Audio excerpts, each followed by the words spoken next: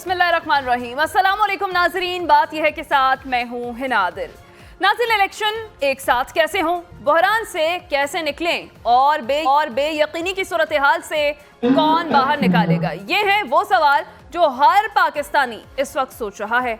आज इलेक्शन की तारीख के लिए मुज़ाकरात का दौर हुआ, दोनों फरीक बैठे और डिमांड्स सामने रखी, लेकिन कोई भी पीछे हटने को तैयार नहीं। इलेक्शन जुलाई में होंगे या अक्टूबर में होंगे या फिर अभी कुछ बरस लगेंगे, मुफाहमत की जीत होगी या मज़ाहमत की। और चीन से एक बड़ी खबर सामने आई है, काशगर से गवादर तक रेलवे लाइन के मंसूबे पर पेशरफ्त हुई है, जबकि जनरल बाजवा के मुतालिक मीडिया में गर्दिश करने वाले बयानात पर DGISPR और इमरान खान का रद्द अमल कितना अहम है। इन तमाम मामलात पर बात होगी। हमारे साथ मौजूद होंगे नसीर बागा साहब, रिजवान रजी साहब, सलमान आबिद साहब और हमें ज्वाइन करेंगे बैरिस्टर हसनैन साहब। सबसे पहले आपसे आगाज करूंगी नसीर बागा साहब, सवाल यही है कि इलेक्शन होंगे कब, जुलाई, अक्टूबर या फिर अभी दिल्ली दूरस्त? देखिए, हमारी तो एक एक्सपेक्टेशंस हैं, हम तो एक तजज़िये के तौर पे कह सकते हैं कि जो हालात नज़र आ रहे हैं कि शायद अक्टूबर तक कोई दरमियानी रास्ता ये निकाल लें इलेक्शंस का। इस वक्त सरे दस जो आपको मुज़ाकरात नज़र आ रहे हैं या जी जो कुछ सब कुछ आपके सामने हो रहा है, अब इसमें लग ये रहा है कि जब तक दोनों फ़रीक़ैन की जानिब से बर्फ़ नहीं पिघलेगी और अपने अपने मौक़िफ़ से कुछ पीछे नहीं हटेंगे, इलेक्शन की तारीख़ जो है वो किसी भी सूरत सामने आने वाली नहीं है और ये अदरवाइज़ बहुत ज़्यादा डिले होता जाएगा। वैसे तो 90 दिन पहले ही गुजर चुके हैं। वो जो आइन वाली बात थी, वो जो कॉन्स्टिट्यूशन में लिखा हुआ कि जी 90 दिन के अंदर इलेक्शन होंगे, वो बात तो ख़त्म हो चुकी है। अब इसका मतलब यह है कि जब वो 90 दिन गुजर गए हैं तो वो जो बार बार PDM के लोग कहते हैं कि जी अब चूँकि 90 दिन गुजर गए हैं तो फिर अब तो ये कभी भी हो सकते हैं, हमें तो ये दुआ करनी चाहिए कि ये काम ना हो। अब पूरी कौम इस बात पे लटकी हुई है, पूरा मुल्क का निज़ाम इस चीज़ पे रुका हुआ है कि अब होना क्या है, करना क्या है। हर जहां हम जाते हैं हमें पहला सवाल लोग यही करते हैं कि अच्छा जी आप तो जर्नलिस्ट हैं, आप बताएं इलेक्शन कब होंगे भी या नहीं। ये कितना बड़ा सवाल है इस वक्त पूरी पाकिस्तानी कौम के सामने और सियासतदानों को इस बारे में जल्द अज जल्द आपस में फैसला करके अपनी आवाम को इस गूम की सूरत हाल से बाहर निकालना चाहिए और चीज़ों को लाइन पे लगाएं, कोई टाइम फ्रेम दें। इलेक्शन अगर नहीं भी करना तो भाई बता दें कि इलेक्शन नहीं होना, आखिर इलेक्शन होना तो है। कब तक कोई भी पार्टी इलेक्शन से भागती रहेगी और कब तक कोई भी दूसरी पार्टी ज़बरदस्ती इलेक्शन करवाने के पीछे भागती रहेगी और कोशिश करेगी कि जी ये ज़बरदस्ती हम किसी तरह से कोई इलेक्शन की तारीख ले लें। ऐसा हरगिज़ नहीं होने वाला। ये बात तो तय है कि PTI और PDM जब तक मुकम्मल तौर पर आपस में बैठ के अंडरस्टैंडिंग के साथ, खुश सलूबी के साथ, और इसमें अहम तरीन बात यह कि फिर उस तारीख पे ये सब लोग कायम भी रहें। ये ना हो कि बाद में और कई लोग निकल आते हैं कि नहीं जी ये तो ऐसा हो गया वैसा हो गया। इस तरह के हालात से और मुल्क की सूरत हाल ख़राब होगी। हमें इस चीज़ का जायज़ा लेना चाहिए कि ये जो इस वक्त मुज़ाकरात हो रहे हैं, आज जो हमें दो बातें सामने आई हैं जिसमें दोनों जमातों की तरफ से एक पॉजिटिव रिस्पांस आया है और ख़ास तौर पर PTI की जानिब से, जैसे शाह महमूद कुरैशी ने कहा है कि आज कुछ मुस्बत बातें हुई हैं और ख्वाजा साद रफ़ीक का भी मूड ठीक था। लग ये रहा है कि PDM हरगिज़ ये नहीं चाहती कि चीफ जस्टिस ऑफ पाकिस्तान को कोई ऐसा बड़ा फैसला करना पड़े जिससे मुल्क का नुकसान, पार्टी का नुकसान या हुकूमत का नुकसान हो। मेरा ख्याल है कि इसमें ज़्यादा हिस्सा PDM डालेगी तो मामला ठीक होंगे, क्योंकि वो इस वक्त गवर्नमेंट में भी तो है ना। गवर्नमेंट का को ज़्यादा एज हासिल होता है और उनका ज़्यादा फ़राइज़ हैं इस मुल्क का निज़ाम कायम दायम रखने में और इस मुल्क की बागडोर इस वक्त उनके हाथ में है। मेरा ये ख्याल है कि PDM को इसमें ज़्यादा बल्कि पहल करनी चाहिए कि चलें आएँ हम बैठें मिल के कोई बेहतर हल निकालते हैं और PTI को भी हर हाल में उनके साथ बैठ के इलेक्शन की तारीख इस वक्त फ़िक्स करना मैं इस मुल्क का अहम तरीन काम नज़र आ रहा है। वैसे तो ये सियासतदानों के लिए, आवाम से पूछो तो उनको तो रोटी नहीं मिल रही, वो तो और अजाब में पड़े। आप अपना गैस का बिल उठा के देख लें, आप बिजली का बिल उठा, हम रोज़ ये रोना रो रहे हैं कि लोग जो हैं, जो आवाम है वो मर रही है महंगाई में, और यहाँ सियासतदान सिर्फ तारीख फिक्स करने में ही कितने महीने लगा चुके हैं। और अब मैं आखिरी बात आपको बताने लगा हूँ इस सेगमेंट की, कि लग ये रहा है कि चीफ जस्टिस ऑफ पाकिस्तान वो भी थक गए हैं, अदालतें भी थक गई हैं। शायद उन्होंने भी यही फैसला कर लिया है कि इन्हीं को ही फैसला करने दिया जाए, यही को दरमियाना रास्ता मिल बैठ के निकाल लें, शायद मुल्क के लिए यही बेहतर हो। सही कह रहे हैं। एक जानिब तो मुज़ाकरात हो रहे हैं, आज दूसरा दौर था मुज़ाकरात का, दूसरी जानिब कुछ और भी बातें हो रही हैं। आज इस्लामाबाद अदालत पेशी के मौके पर चेयरमैन पाकिस्तान तहरीक इंसाफ इमरान खान के हवाले से क्या है डेडलॉक की वजूहात दिखाते हैं आपको। खान साहब ऐसा क्या काम किया है कि मुंह छुपाना पड़ रहा है। रिजवान रजी साहब, सहाफ़ियों की जानिब से ये सवालात गलत हैं या फिर इसे मकाफात अमल कहा जा सकता है। इमरान खान साहब भी तो मजाक उड़ाया करते थे नवाज शरीफ का, जब उनकी भी जान को ख़तरा था और थ्रेट से, और बिल्कुल अभी खान साहब की जान को भी ख़तरा है, थ्रेट्स हैं उन्हें भी। लेकिन नवाज शरीफ साहब ने कभी इस तरह का तो कोई ड्रामा नहीं किया कि सर के ऊपर बाल्टी बांध के ये डाल के तो वो इस तरह फिर रहे हों। अल्लाह ना करे नवाज शरीफ साहब पर कोई इस तरह कातलाना हमला भी नहीं हुआ। नवाज शरीफ साहब पे कातलाना हमला हुआ है, नहीं इस तरह का नहीं। वो तो मुल्क में ही नवाज शरीफ साहब पे कातलाना हमला हुआ जिस दिन बेनजीर भुट्टो साहिबा को गोली लगी, उस दिन वो शहीद हो गई, इसलिए वो बड़ी खबर थी। उस दिन नवाज शरीफ साहब पे मोटरवे पे हमला हुआ था। तारीख मसख नहीं करनी चाहिए। देखिए, आज की जो अहम खबर है वो ये है कि गुज़िश्ता 24 घंटे के अंदर साबिक फाटा में 6 जगह के ऊपर हमले हुए हैं सिक्योरिटी फोर्सेस के अंदर, और हमारे मीडिया के अंदर उसका ब्लैकआउट है, और वो वहाँ पे सिचुएशन दिन ब दिन ग्रिम होती जा रही है। और दूसरी बड़ी खबर है कि $2 बिलियन से ज़ायद मालियत का जो रूजवेल्ट होटल है, जिसको 2020 के अंदर बंद कर दिया गया था, आज उसकी बहाली के लिए ना सिर्फ कि हुकूमत ने अहकामात दिए हैं, फ़ंड जारी किए हैं, बल्कि अमेरिका के अंदर पाकिस्तानी सफ़ीर को कहा है कि वो जाके न्यूयॉर्क के मेयर से बात करे, क्योंकि उन्होंने कोई कंडीशंस लगा रखी हुई हैं, तो उन कंडीशन को हटाने के लिए बात करे। ताहम देखिए, आज जो अहम खबर है वो ये है कि PTI के सदर जनाब परवेज़ इलाही साहब ने फरमाया है कि वो पंजाब और KPK की असम्बलियों की बहाली के लिए जा रहे हैं। वहाँ पे मेरा ख्याल लाहौर हाई कोर्ट ही जाएंगे, वहाँ पे वो जाया करते हैं नॉर्मली, और वहाँ से उम्मीद ये की जानी चाहिए कि KPK असम्बली भी इंशाल्लाह लाहौर हाई कोर्ट से बहाल हो जाएगी।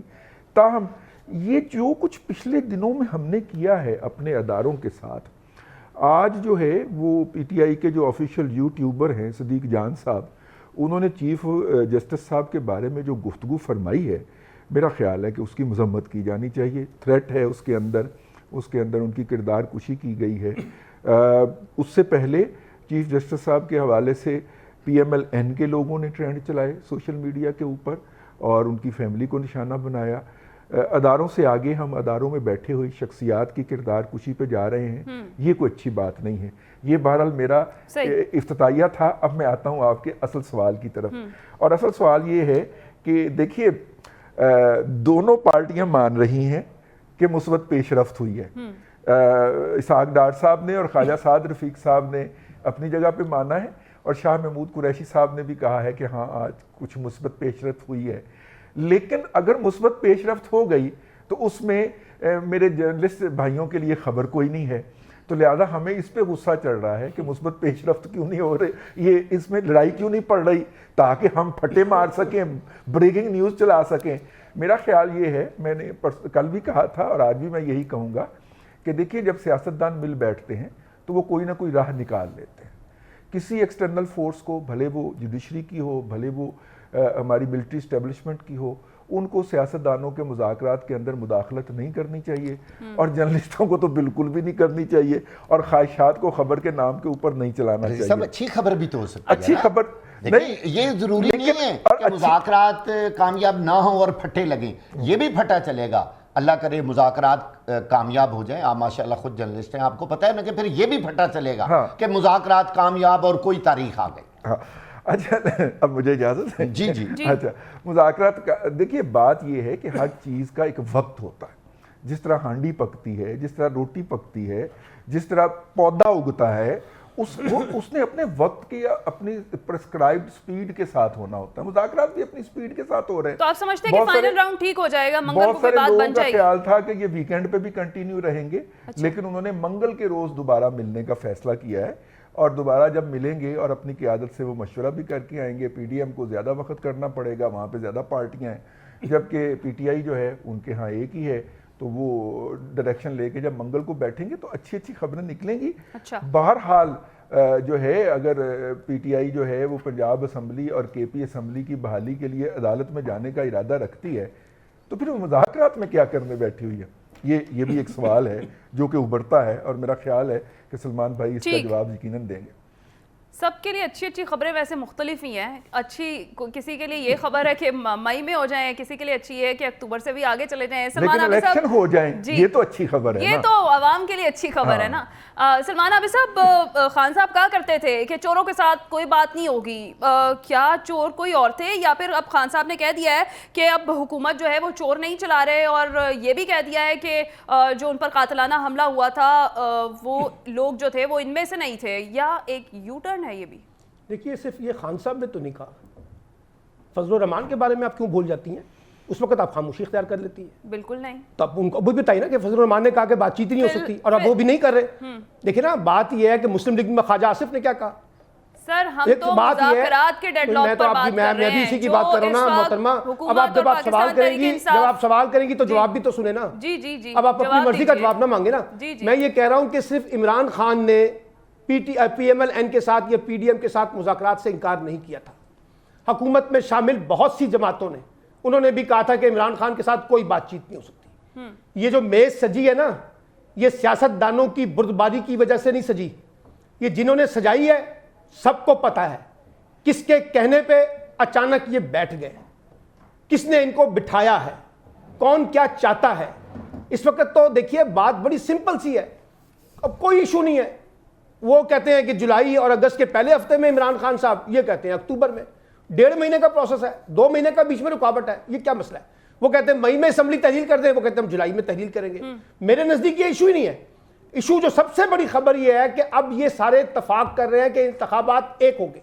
एक बात ये इत्तफाक कर रहे हैं कि अक्टूबर से पहले पहले इंतखाबात हो जाएंगे, चाहे जुलाई में कराएं, चाहे अगस्त में कराएं, चाहे सितंबर में कराएं, चाहे अक्टूबर में कराएं, इलेक्शन होंगे। ये बड़ी पेशरफ्त है। ये दोनों जमातें मान रही हैं। मैंने तो आपको कहा था, वजीर दाखिला कहते थे कि इस साल इलेक्शन नहीं होंगे। ख्वाजा आसिफ ने कहा कि इस साल इलेक्शन नहीं होंगे। अब मान रहे हैं ना किसी ना किसी जगह के ऊपर। इमरान खान कहते थे मैं मई में इलेक्शन करा दूंगा, पिछले साल नहीं हो सके थे ना। तो कहने का मतलब है कि जो चीज अब पेशरफ्त आगे जा रही है, इसका फायदा अगर हुकूमत और अपोजिशन ने ना उठाया तो ये बात याद रखिएगा मेरी, ये वापस गेंद जो मैंने कल कहा था कि सुप्रीम कोर्ट में जाएगी। फिर सुप्रीम कोर्ट का फैसला आपको अच्छा लगे या बुरा लगे, फैसला फिर वही होगा। ये अभी ढील दी हुई है सुप्रीम कोर्ट ने, जिसको कहा गया था पंचायत के तरीके से चला रहे हैं, अभी ढील है। सर वो तो तौहीने पार्लियामेंट में एहतसाब की बात कर रहे हैं, पार्लियामेंट जो है वो तौहीने पार्लियामेंट में तौहीने अदालत भी तो हो रही है। उसके बारे में अगला जुमला क्यों नहीं बोल रहे आप? अदालती फैसले का कौन सा एहतराम किया जा रहा है? अदालत ने कहा कि इलेक्शन करवाएं, इनकार कर दिया गया।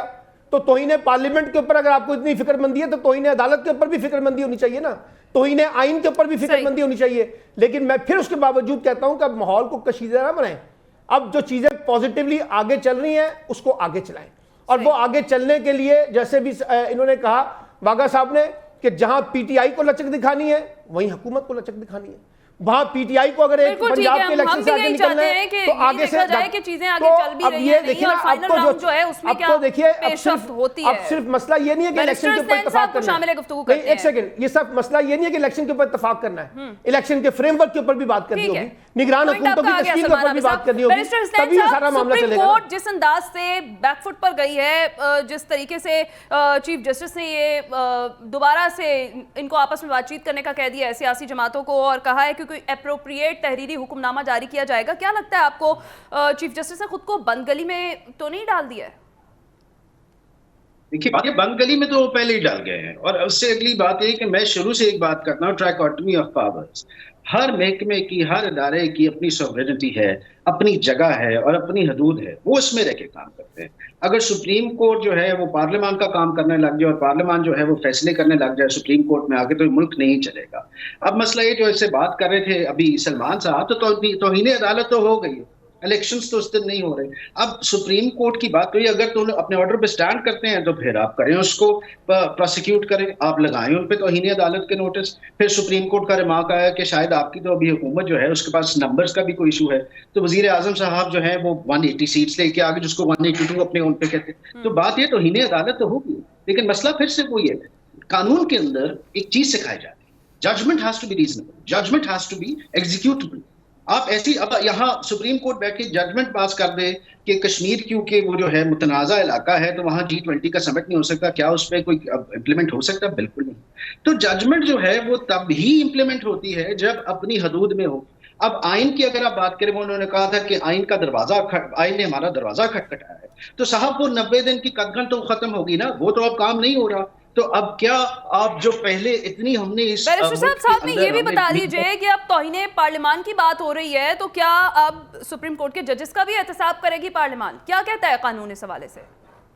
ये देखिए बात है, ऑफ कोर्स जज कोई भी एहतसाब से ऊपर नहीं है। एक तो जो बिलावल भुट्टो साहब की शायद आप बात करिए, वो भी एक तरीका है। तो उसके लिए बैरिस्टर साहब उनका अपना इदारा है ना, जुडिशियल काउंसिल है तो सही। वही मैं कह रहा हूँ, आप उसमें 209 में जा सकते हैं, लेकिन वो अपनी जगह पे, मेरे ख्याल में हमें उस तरफ खुदा न खास्ता जाना भी नहीं चाहिए। अच्छा। और मेरे ख्याल में ये रिस्ट्रेंट नहीं है, दिस इज रीजनेबलनेस। और ये जो काम है जो सुप्रीम कोर्ट ने इस हवाले से वैसे ऐलान हुए कल, जजिस के एहतसाब की बात चल रही है। मुझे पता है, खुदा ना करे कि हम उस तरफ जाएं, खुदा ना करे हम उस तरफ जाएं। आपने देखा होगा कि यूएस के अंदर उनकी सेनेट के सामने उनके जजेस से लेकर जर्नल सब पेश होते हैं, ये हर मुल्क में होता है। तो अगर पहली दफा मेरे ख्याल में हम उस जगह पे आ रहे हैं जहां पार्लियामेंट यकजा होकर अपनी रिट मनवा रही है, जहां पूरी पार्लियामान एक जगह पे खड़ी है। पार्लियामान कौन है, पार्लियामानी लीडर कौन है? वो हम। तो बैरिस्टर साहब आप ये कह रहे हैं कि अगर तौहीन अदालत वजीर आजम पर लगेगी तो फिर चीफ जस्टिस के खिलाफ भी इकदाम होगा? जी होगा, बिल्कुल होगा। और मेरे ख्याल में मुझे जो अच्छी चीज यहाँ नजर आती है वो ये आती है, पहली दफा इस मुल्क की हिस्ट्री के अंदर जो पहले हुआ वो हो गया। हम वहां खड़े हैं, आप डीजी ISPR साहब का बयान देख लें, फौज अपनी जगह पे है, कानून को अपनी जगह पे रहना चाहिए, और पार्लियामान जो है वो सबसे मुकद्दस है, वो सबसे ऊपर है, उसको अपनी जगह पे रहना चाहिए, किसी को भी इंट्रूड नहीं करना चाहिए, जो हमारे मुल्क में आज तक होता है। जस्टिस मुनीर के भी ऐसे ही फैसले थे जिसकी वजह से आधा पाकिस्तान हम खो बैठे। तो मेरे ख्याल में सबको रिस्ट्रेंट शो करके जिसका काम उसको साझे अपना अपना काम करना चाहिए। और जो पार्लियामान का काम है, अगर इलेक्शन कमीशन के पास नहीं है, अगर फाइनेंस डिवीजन के पास जी, तो अपनी अपनी जो है वो एम्बिट में रह के अपना अपना काम, सबको अपना अपना काम करना चाहिए। हसनैन साहब मेरी बात सुनिए, आप इसको बार बार पूरी पार्लियामेंट कह रहे हैं, वो जिन मुल्कों का आप जिक्र कर रहे हैं वहाँ अपोजिशन भी शामिल होती है और गवर्नमेंट पार्टी भी शामिल होती है। यहाँ तो 180 अरकान है और पाकिस्तान की अपोजिशन की सबसे बड़ी पार्टी वहाँ नहीं है। हाँ, ये मैं मानता, अगर पूरी अपोजिशन और पूरी गवर्नमेंट पार्टी खड़ी होती और फिर वो कोई फैसला करते तो शायद जजों के बारे में कोई बात सामने आ जाती। देखिए, आप अपनी जुडिशरी को इस तरह मिट्टी में मत रोले। जी बैरिस्टर साहब क्या जवाब? बहुत अदब के साथ मैं आपको कहना चाहूंगा कि नून लीग वाले या कोई और जमात जो PDM है, वो बाहर खड़े होकर हाथ पकड़ के जो है PTI का रास्ता नहीं रोका। उन्होंने अपनी मर्जी से रेजिग्नेशन दिए जो एक्सेप्ट हुए, और अब आना भी चाहते हैं तो नहीं आने देते। वो पार्लियामान के मेंबर नहीं है, उनके रेजिग्नेशन एक्सेप्ट हो गए हैं। मेरे लिए पार्लियामान वही है जो इस टाइम पे पार्लियामान के अंदर बैठने की वाजिब है। बाकी जो बंदा बाहर निकल गया वो पार्लियामेंट का हिस्सा नहीं हो सकता। और नहीं हसनैन साहब, हर वो पार्लियामेंट का मेंबर जिसको अवाम ने वोट दिए हैं वो बंदा पार्लियामेंट का मेंबर है।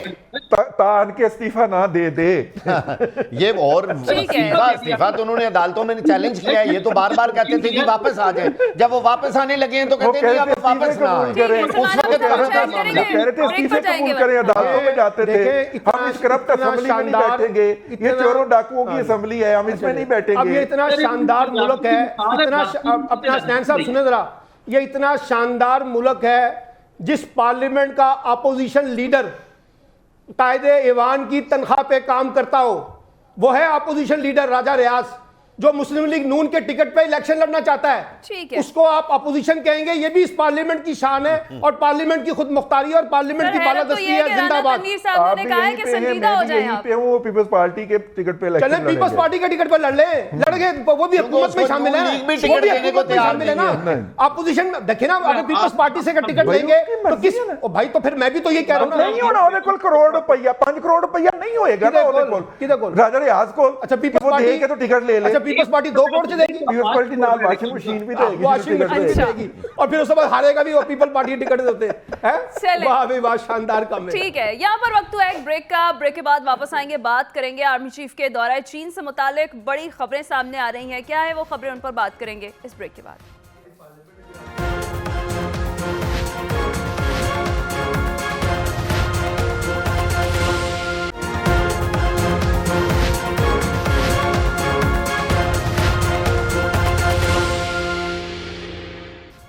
नाज़रीन, आर्मी चीफ के दौरे चीन से मुतालिक बड़ी खबरें आ रही हैं। काशगर तक गवादर रेलवे लाइन के लिए 58 अरब के मंसूबे पर पेशरफ्त हुई है। क्या चीन मुखालिफ ग्लोबल फोर्सेस इस मंसूबे पर अमल दरामद होने देंगी? और भारत में वज़ीर ख़ारजा बिलावल भुट्टो के दौरे पर शदीद रद्द अमल सामने आ रहा है, जबकि आज दफ्तर ख़ारजा ने भारत की पाकिस्तान में दहशतगर्दी को एक बार फिर एक्सपोज किया है। एक और बहस जो इस वक्त बहुत ज्यादा हो रही है वो है जनरल बाजवा के कश्मीर प्लान के हवाले से। साबिक आर्मी चीफ के बयान को सियाको सबाक से हटकर पेश किया गया। DGISPR ने वजाहत कर दी है, लेकिन इमरान खान तो कह रहे हैं कि इस प्लान पर जबान खोली तो तहलका मच जाएगा। क्या जनरल बाजवा का कोई कश्मीर प्लान था या ये सिर्फ एक मफरूजा है? इस पर हम बात करते हैं। रिजवान रजी साहब, कितनी अच्छी और बड़ी पेशरफ्त है ये जो चीन ने गवादर तक काशगर 58 अरब डॉलर का रेलवे लाइन का मंसूबा पेश किया है? मेरा ख्याल है 58 अरब डॉलर बहुत ज़्यादा है।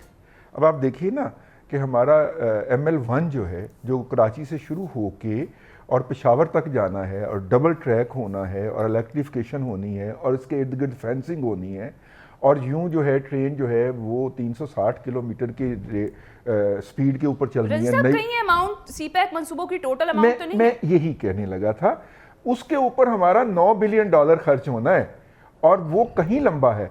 अब हवेलियां से शुरू होके और काशगर तक का अगर आप ले लें तो वो इतनी लेंथ नहीं बनती, तो और अगरचे वो दुश्वार गुजार है, लेकिन 58 अरब डॉलर उसमें नहीं होगा। जो आर्टिकल मैंने देखा है इस हवाले से, उसमें भी 58 अरब डॉलर का रेल प्रोजेक्ट एंड लिखा हुआ है अदर्स। तो इसलिए ये प्रोजेक्ट जो है ये सीपैक की ओवरऑल अमाउंट है। और अगर आपको याद हो तो शुरू में जब सीपैक अनाउंस हुआ था तो वो इतने 56 अरब डॉलर का ही अनाउंस हुआ था। एक तो ये बात जहन में रहनी चाहिए। दूसरी जो इस तरह के मुलाकातों में जो ऑप्टिक्स होते हैं ना वो बड़े जबरदस्त होते हैं। तो रजी साहब, ये काबिल अमल भी है या नहीं है? अमेरिका की रिजर्वेशंस भी हैं भाई, उसका काबिल अमल है। हवेलियां से जो आप सड़क निकाल ट्रैक आगे एक्सटेंड कर लें काशगर तक, ये बहुत कम पैसों के अंदर हो जाएगा। और मौजूदा नेटवर्क, एक हवेलियां से काशगर का हमारा मिसिंग लिंक है और दूसरा जो है वो कोयटा से डेरा इस्माइल। जो ग्लोबल फोर्सेस हैं वो इस मंसूबे पर अमल दरामद भी होने देंगी? अब आप इस तरफ आ जाइए, देखिए पाकिस्तान के आर्मी चीफ गए हैं, सिंबलाइज कर रहे हैं वो, उनको जो सेकंड मोस्ट पावरफुल शख्सियत है उस सेटअप के अंदर वो उनके वजीर खारजा हैं।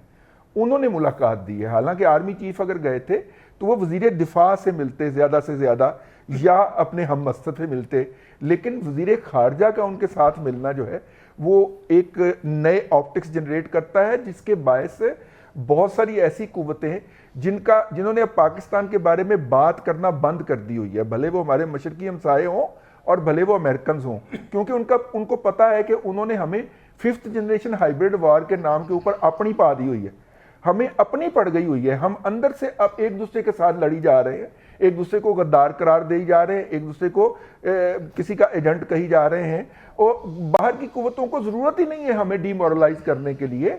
हमारे यहाँ पे बैठे हुए लोग रोज़ाना हमें बता रहे होते हैं कि पाकिस्तान जो है कभी वो श्रीलंका बनने जा रहा होता है, कभी वो घाना बनने जा रहा होता है, आजकल वो सूडान बनने जा रहा है। तो वो हमें रोज़ाना वर्स्ट तरीन दुनिया के मुल्क से मिला के बता रहे होते हैं कि आप मुस्तकबिल में ये बनने जा रहे हैं। तो किसी एक्सटर्नल फोर्स को हमें डीमोरलाइज करने की ज़रूरत नहीं है। लेकिन चाइना का विजिट इस हवाले से ज़्यादा इंपॉर्टेंट है कि हर उस जगह के ऊपर आग लगी है जहां पे पाकिस्तान के लिए अच्छा नहीं सोचा जा रहा और मैं ख़ास तौर पे अमेरिकन मीडिया को देख रहा हूँ और उसके अंदर इस दौरे को, हालांकि एक सरकारी ऑफिसर का दौरा है, इसमें कोई मुंतखब शख्सियत तो गई नहीं है, लेकिन उसको इतनी अहमियत दी जा रही है, ये मेरे लिए बहुत मीनिंगफुल है। ठीक है वागा साहब, कितनी बड़ी पेशरफ्त है ये बहुत बड़ी पेशरफ्त है। ये एक सिर्फ सरकारी ऑफिसर का दौरा नहीं है, बल्कि आप देखिएगा इस दौरे के बाद बहुत सारे और भी इक़दामात होने जा रहे हैं। और जो इस वक्त ख़ित्ते की सूरत हाल है, इसमें जो हमारे मुखालिफ ममालिक हैं, ख़ास तौर पर मैं भारत का नाम ज़रूर लूँगा, उनके अंदर एक पंजाबी में कहते हैं मरोड़ उठना, उनके अंदर जो तकलीफ़ उनको पैदा हो रही है, और उसके साथ साथ उन्होंने अमेरिका में अपना हम ख्याल ग्रुप भी मिलाया हुआ है, जो कि पाकिस्तान के इस तरह के मंसूबों के ख़िलाफ़ काम कर रहे हैं।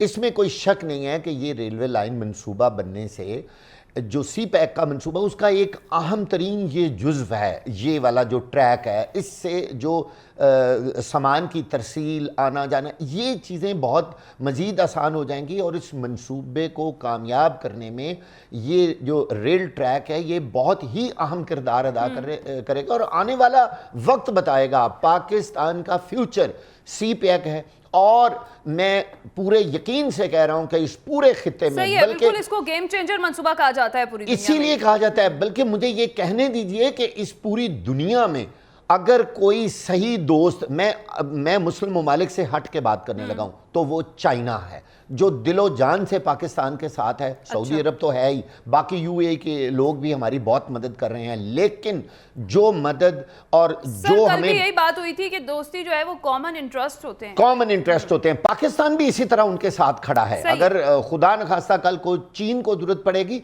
तो पाकिस्तान भी इसी तरह उनके साथ खड़ा होगा, और आप देखिएगा कि ये मंसूबा संगे मेल साबित होगा, और पाकिस्तान की जो इकोनॉमिक डेवलपमेंट है और जो लोगों की यहाँ पे एक फ्लोरिश होगी, उनकी मेयार ज़िंदगी, उसमें इस मंसूबे का बहुत अहम किरदार होगा। और हमारे आर्मी चीफ का जो दौरा है वो एक मोहर साबित होगा। आर्मी चीफ का दौरा एक मोहर साबित होगा कामयाबी की। सही है।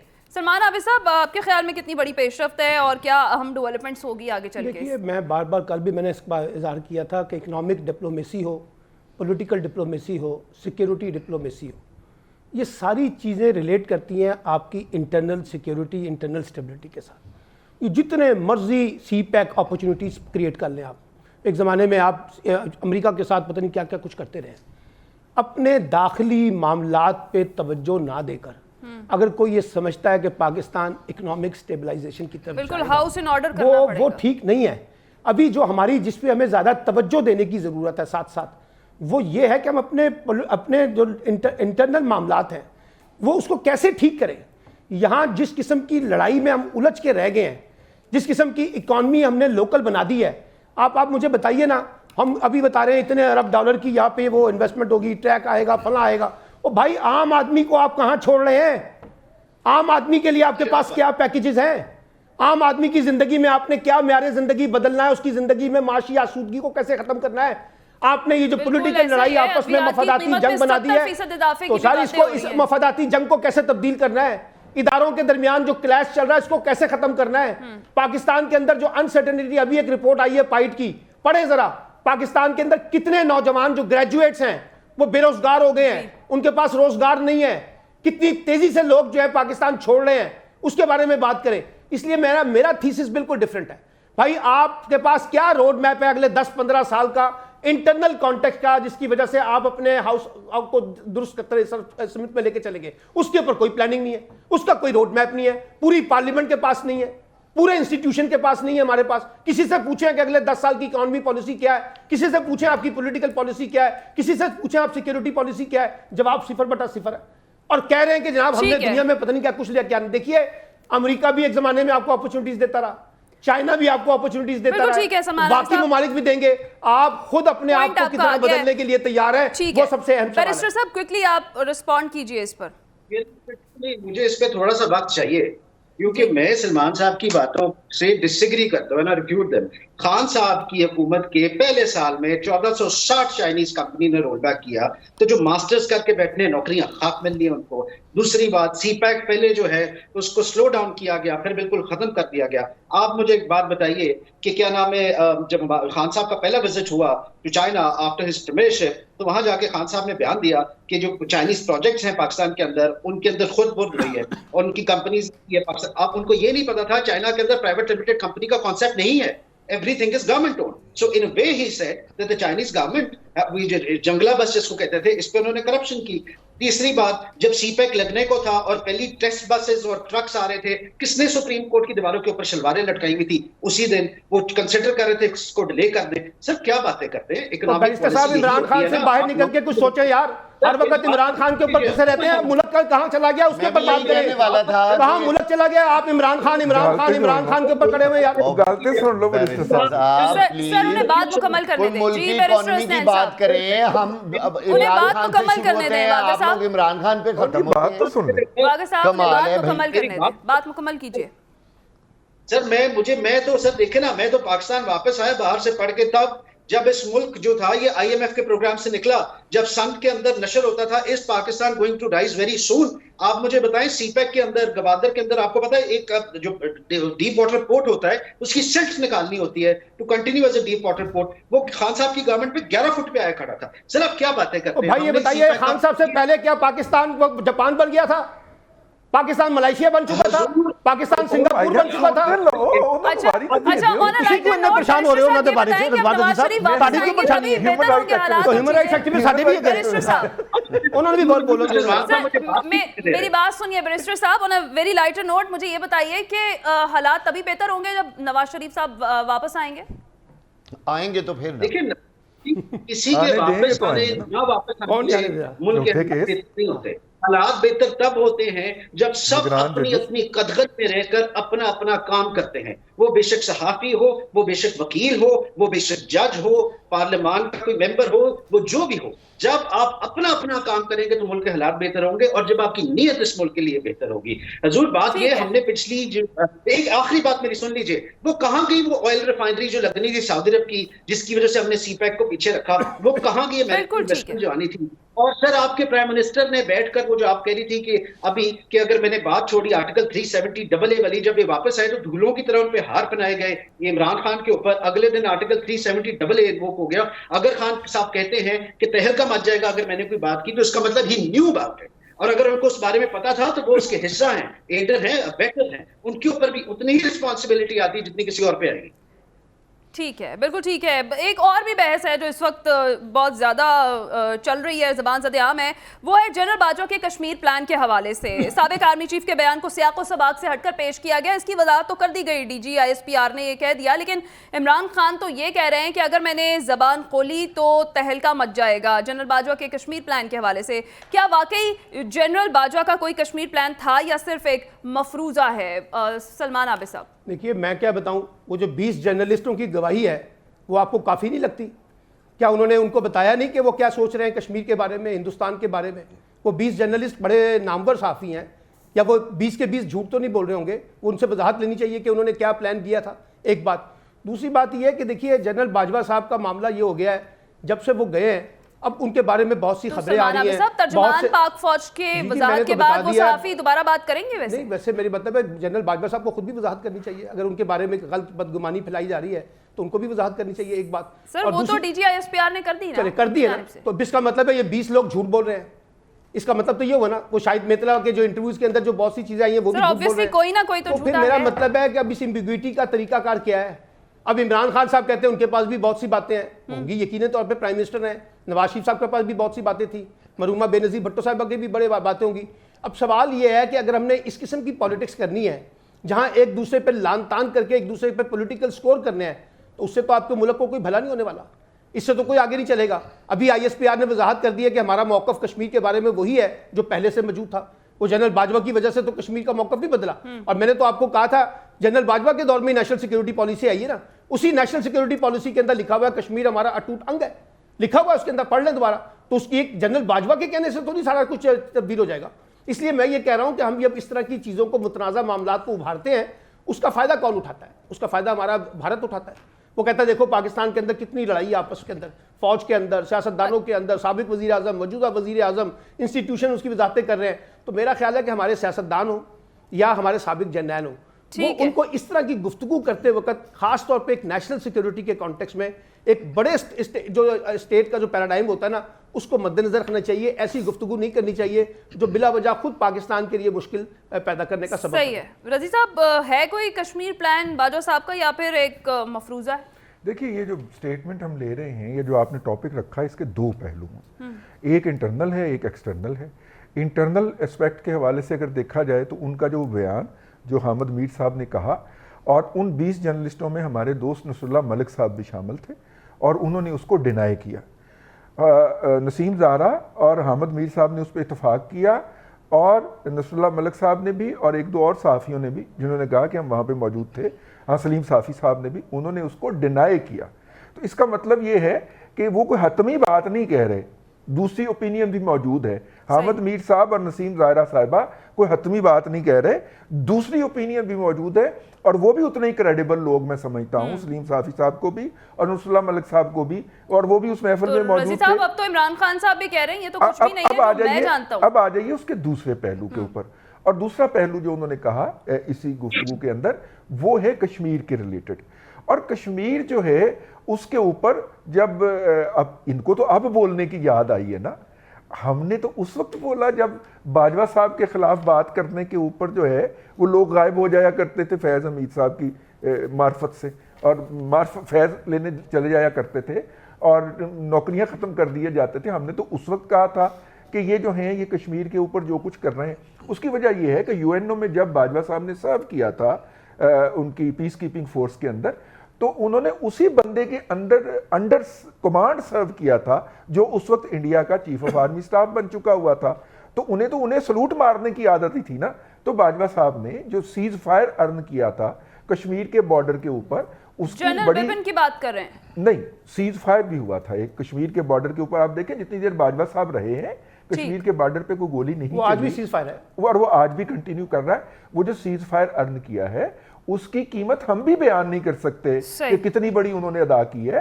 उन्होंने इतना बड़ा डिजास्टर किया है, इतना बड़ा डिजास्टर किया है पाकिस्तान के पाकिस्तान के डिफेंस पैराडाइम के साथ। तो आप ये कह रहे हैं आईएसपीआर की वजाहत ठीक नहीं है, आप ये कहना चाह रहे हैं? नहीं, आईएसपीआर की वजाहत उसको रिकवर करने की एक आप भी वजाहत कर दें। आप अगर मेरा फिक्रा मुकम्मल हो जाने देते तो आपको, उन्होंने इतना बड़ा डिजास्टर किया है कि उसकी रिकवरी के अंदर कम अज कम आइंदा के 3-4 चीफ जो हैं जो आएंगे वो लगे रहेंगे। अच्छा। और आईएसपीआर को इसी तरह की वजाहतें जारी करना पड़ती रहेंगी, क्योंकि उससे तो अगर आप रिवर्स कर रहे हैं उस पैराडाइम से जो कि बाजवा साहब और फैज हमीद साहब लेके चल रहे थे, क्योंकि अजीत डोवल से जाके मुज़ाकरात पाकिस्तान के आखिरी defence intellectual general Faiz Hamid ने लंदन में किए थे। क्या हुआ था? जनरल फैज हमीद ने लंदन में किए थे।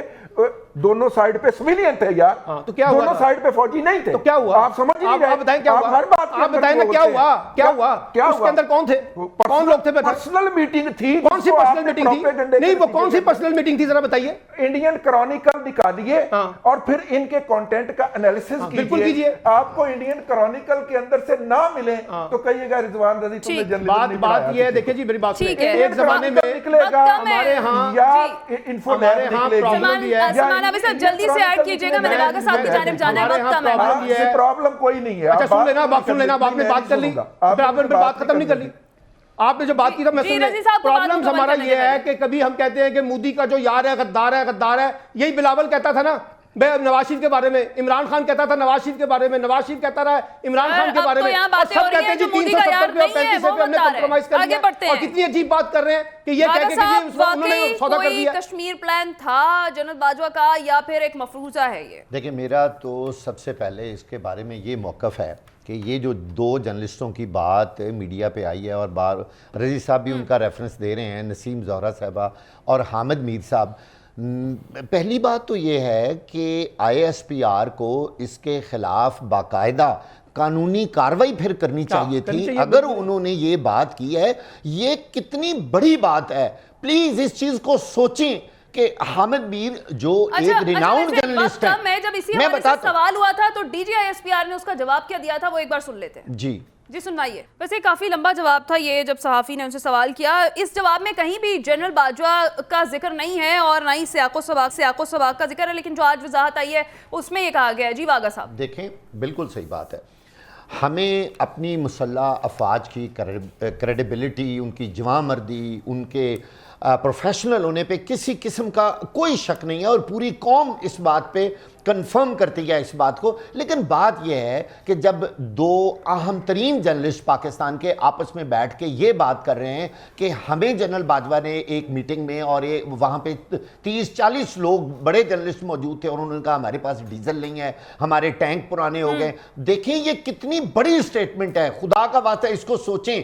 या तो आप हामिद मीर या जो भी चाहे मैं ही हूं, आप उनको कटहरे में खड़ा करें, उन्हें कहें जी आप साबित करें, या उन्होंने मुसल्लह अफवाज के बारे ये क्यों बात की, इसके लिए सिर्फ एक प्रेस रिलीज जारी कर देना ही काफ़ी नहीं है। ये पाकिस्तान की मुसल्लह अफवाज और इस मुल्क की क्रेडिबिलिटी और इसकी हिफाजत और फहम में भी तो हो सकता है उन्होंने बात की हो माजरत के साथ कि हमारे पास मईशत के हवाले से बात की हो कि हमारे पास तो टैंक्स का फ्यूल नहीं है। फिर फौज में मईशत में इतने बड़े लोगों के सामने मुआशी हवाले से आप अपने टैंक्स का और डीजल का यही जिक्र करेंगे कि हमारे को। और आप देखेंगे पूरे इंटरनेशनल लेवल पे ये बातें चली गई हैं।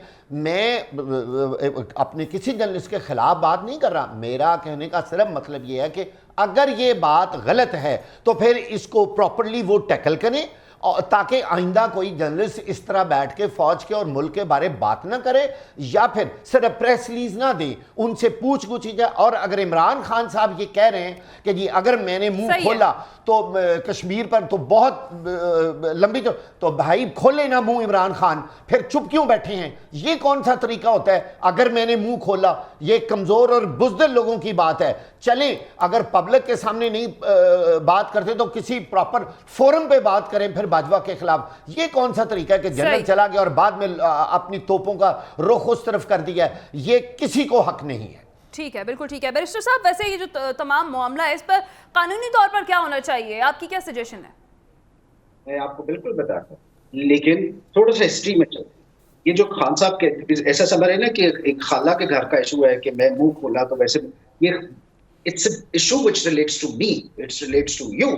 1948 से शुरू कर लें, मिशन जिब्राल्टर पे चले जाएं, 65 की जंग देख लें, कारगिल देख लें, हमने लड़ा किस चीज के ऊपर? इसी चीज के ऊपर। मुझे बताएं, जब खान साहब वापस आए अमेरिका से और जब हार बनाए गए और उन्होंने कहा कि कश्मीर फतह कर रहा है, और अगले दिन आर्टिकल 370 इन्वोक हो गया, इस मुल्क को ट्रूथ कमीशन चाहिए। क्या सुप्रीम कोर्ट को इस पर सुमोटो देखकर नजर नहीं आता है? क्या सुप्रीम कोर्ट पे खान साहब की स्टेटमेंट नजर नहीं आई? क्या सुप्रीम कोर्ट को ये सहाफियों के बयान नजर नहीं आए? ले इस पर सुमोटो, बुलाए उनको, पूछे। देखिए G20 समिट हो रहा है उधर, G20 समिट किसी ऐसी जगह पर नहीं हो सकता which is disputed, so this means that there is something on record जिसकी वजह से तमाम मुल्क वहां जाके समिट में हिस्सा ले रहे हैं। डिस्प्यूटेड टेरिटरी अब वो भारत के लिए नहीं रही, उनकी बुक्स में नहीं रही, हम जो मर्जी कहते रहे। We need a truth commission. हमें आकर ये मुझे अफेक्ट किया, मेरी मुल्क में जंगी हुई है, हमारी इकोनॉमी उस लेवल पे नहीं जा सकी। हमें बताएं कि अगर कोई ऐसी बात थी तो क्या थी, अगर जिम्मेवार है तो कौन है, और उसको सजा दी जाए, वो कोई भी हो। He has to be brought into the Katahara, उसके पूछे उससे। ये क्या बात है कि हाँ मुझे पता है मेरा गुनाह खलवाएं? ये खान साहब के घर का मसला है, ये किसी और के घर का मसला है? ये बैरिस्टर साहब, ये जो डिस्प्यूट टेरिटरी है ना, ये हिंदुस्तान ने डिसाइड नहीं की ना पाकिस्तान ने डिसाइड किया। यूएन की रेजोल्यूशन मौजूद है, अभी यूएन की रेजोल्यूशन तब्दील नहीं हुई है। आज भी जिस वक्त हम बात कर रहे हैं तो डिस्प्यूट टेरिटरी है। बैरिस्टर साहब की भी बात सुनते हैं जी। ला के रख दिया उन्होंने रेजोल्यूशन, जब आर्टिकल 370 आपका ख्याल है कि डिस्प्यूट रेजोल्यूशन की जो यूएन की रेजोल्यूशन है वो खत्म हो गई आज से? नहीं, आज से खत्म हो गई। बात मुकम्मल करने दें क्योंकि वो स्काइप पर है, उनकी ऑडियो नहीं आएगी फिर। जी बैरिस्टर साहब, बात यह है कि जब आर्टिकल 370 इन्वोक हुआ ना, तो उन्होंने वो रेजोल्यूशन जो था यूएन का उसको टोकरी में फेंक दिया। उन्होंने उसको कहीं उसको अहमियत नहीं दी। क्या बात करते हैं आप? भाई हिंदुस्तान जो मर्जी कर ले, यूएन की रेजोल्यूशन मौजूद है, यूएन की रेजोल्यूशन मौजूद है। आप ध्यान में रखें बैरिस्टर साहब, हिंदुस्तान क्या कर रहा है, हिंदुस्तान क्या नहीं कर रहा है, इससे अलग बहस है। जो इंटरनेशनल इस वक्त ह्यूमन राइट्स की रिपोर्ट है और जो यूएन की रेजोल्यूशन है वो बदस्तूर मेंटेन करती है। नहीं हो सकता, नहीं भेजा। चलो आप मुझे बताइए ना कि यूएन ने अपनी रेजोल्यूशन वापस ले ली है। 1 मिनट बाकी है। मेरी बात मेरे ख्याल में सलमान साहब को कंप्लीट करने दे। वो मैं आपसे बेहतर ये कानून पूछ के रहा हूँ, साथ आपने कहा बैरिस्टर कि साहब, सुने, आप मैं कानूनी आपसे ये नुक्ता बताएं, फिर मैं सलमान साहब से क्लोजिंग ले लेती हूँ जी। क्या मुझे बता दीजिए कि अभी भी जो G20 का समिट वहां हो रहा है, हमारे फॉरेन ऑफिस ने कोई डोजियर भेजा है यूएन में? नहीं।